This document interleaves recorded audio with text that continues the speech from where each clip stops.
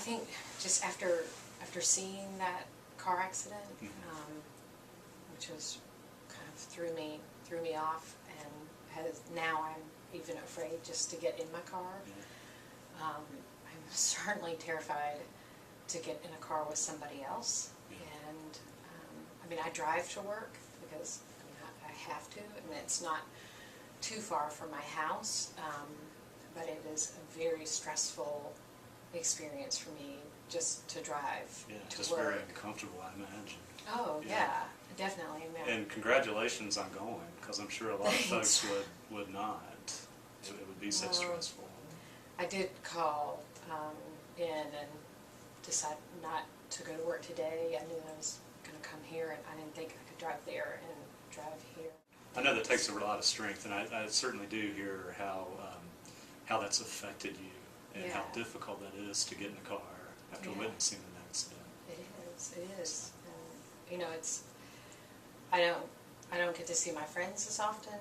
You know, if they're going to come see me, that's fine, but I'm definitely not going to get in the car and go see them. And you know, I don't know, I'm sure that they think that's pretty pathetic. I mean, I wasn't even in the car accident. I just saw it, but I'm so affected by it. It seems like I should be over that by now, but I'm not. Yeah, so it's affecting your how you're interacting with folks, and it's affecting kind of your beliefs about yourself. Yeah, definitely. I mean, I've always considered myself a pretty strong person, and you know, a person who could deal with things in life, and I think I've done a pretty good job up until now. But this is just something that, for some reason, I just have this fear now that I'm going to die in a car accident, and even just getting into a car. I mean, my heart rate starts racing, and my hands start sweating, and I feel like I can't breathe, and I don't have any control over it, and it's just like, how is it that I don't have control over this? I mean, okay.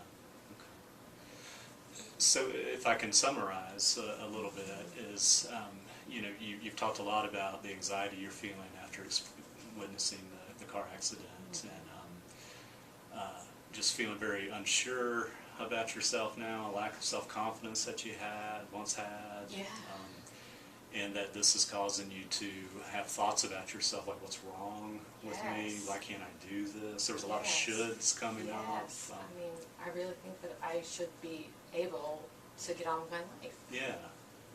And so there's probably an underlying, what's wrong with me? Yes. There is something wrong with me. Yes, clearly. That's how I feel. Yes. Okay.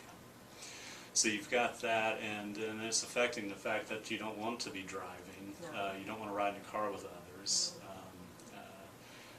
Fantastic that you made it here, that you're still getting to work. I realize you called in sick today, but you made it here. So you've obviously got a lot of strength, and we want to play on that. Thank you. Because I know how hard that is, particularly when you're talking about the symptoms of the racing heart and the cold, clammy hands and all that stuff that comes along.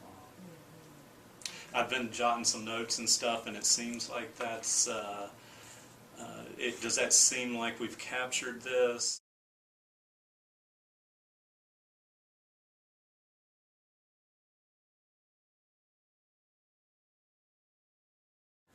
If we need to change this or whatever, because I am going to give you a copy at the end of the session, but just let me know, and even if you're at home and you're like, no, I need to talk more about this, absolutely. But I do kind of want to have something to where we can actually see something.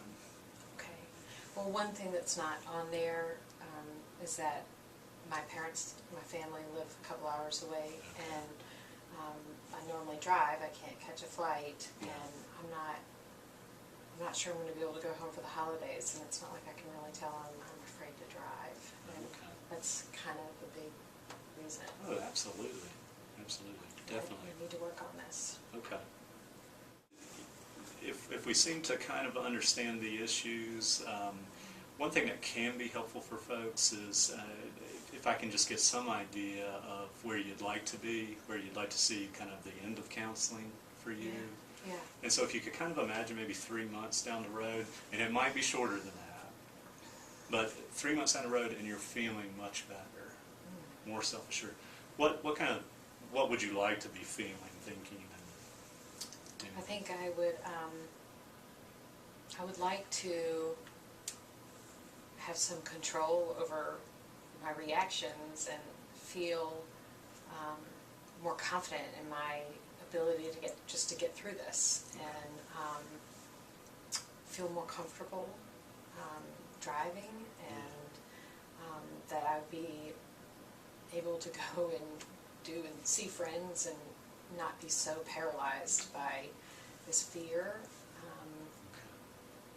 I think I would just feel better about myself, and I would feel like, I'm still a strong person.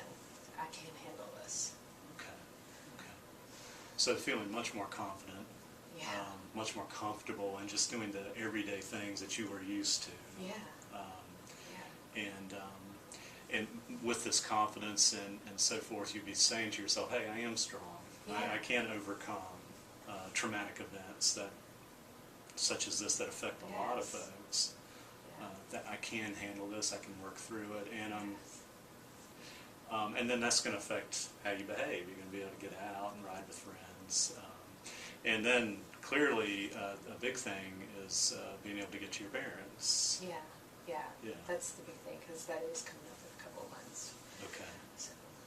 Okay. Does this seem like we've got the confidence, I can handle it, Yeah. getting to the friends, and then maybe there might still be some physiological reactions, but maybe not quite as severe. Just something more manageable. More manageable, not as bothersome. Yeah, not something that just kind of takes over. Okay.